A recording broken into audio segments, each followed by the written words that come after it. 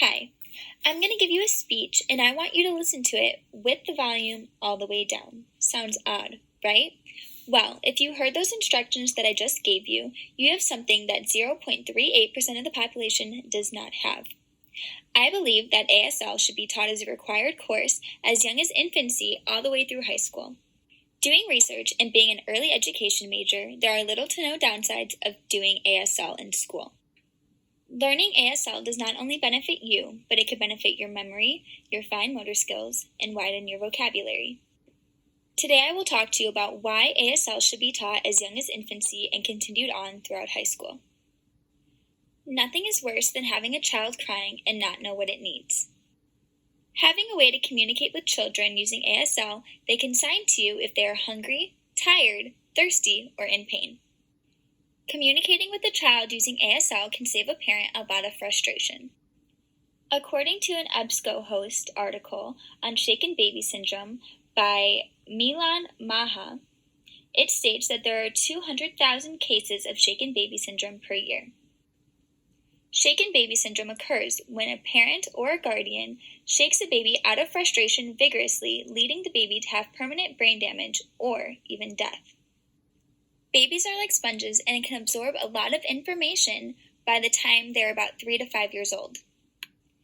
Babies as young as 6 months can learn simple signs such as thank you, more, and all done, which means finish also. Teaching a child those simple signs and many more can be beneficial for the use of their fine motor skills, which is the use of their fingers. It could also improve their memory, and it can also possibly save them from shaken baby syndrome if they know how to communicate properly. Now that we know that ASL can be used in infancy, let's discuss how it can be used in older ages such as elementary school, middle school, and high school. Using ASL in the classroom can make it easier for deaf children or hard of hearing children to grasp concepts, interact with children, and not feel so left out. According to NIDCD, 1 in 8 people in the U.S. aged 12 or older has hearing loss in both ears based on standard testing experiments. Bringing together deaf and hearing children will give deaf kids a sense of normalcy. The Journal of Deaf Studies and Deaf Education states that nearly 10 million persons are hard of hearing and close to 1 million are functionally deaf. It has also been said that according to the Academy of Pediatrics, that if you learn ASL at a young age, you have a higher IQ than those who do not. ASL can bring hearing and non-hearing students together and form a sense of community. Bullying has been around for a long time, and if these students can learn something that is out of the norm, it can maybe make a new normal for these students. This will make students who are already hard of hearing have one less thing to worry about, and it can even connect them with the older generations who have lost their hearing and use ASL to communicate.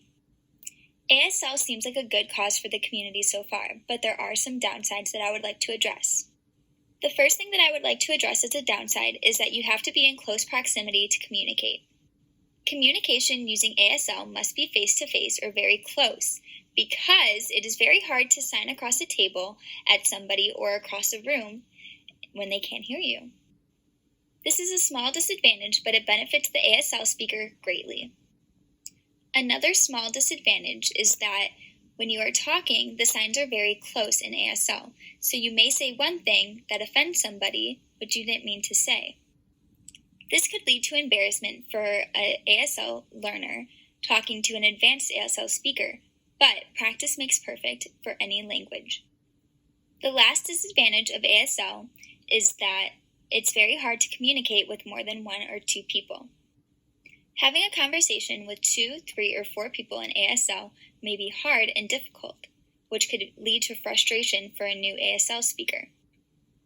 ASL speakers have a hard time in their day-to-day lives speaking with people who do not speak ASL, since this is a hearing world.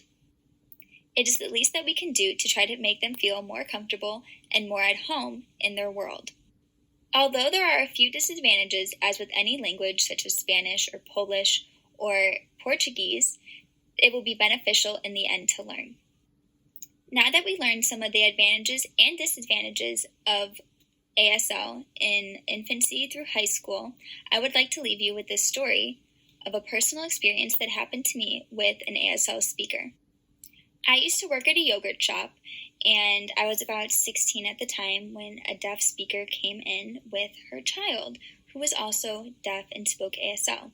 Something happened with her card. It either got declined or something was wrong with the yogurt. I don't really remember. It was a long time ago, but I had to communicate with her using a napkin. And it made me feel so bad that I couldn't interact with this person like I do with all my other customers. Until you have an experience like that with somebody who speaks ASL, you might not even consider learning it. But when you have to communicate with a regular human being on a napkin, it will really change your viewpoint. I hope I gave you some valuable information on why you should learn ASL and how it can be beneficial to our society. Thank you. There are also multiple learning apps that you can use to learn ASL, such as this platform on YouTube. You can look up deaf videos and learn ASL from the comfort of your home during quarantine. After doing all of this research on ASL and the advantages and disadvantages of it, I definitely think that the advantages outweigh the disadvantages of learning ASL, and I will make it my personal mission to try to learn ASL.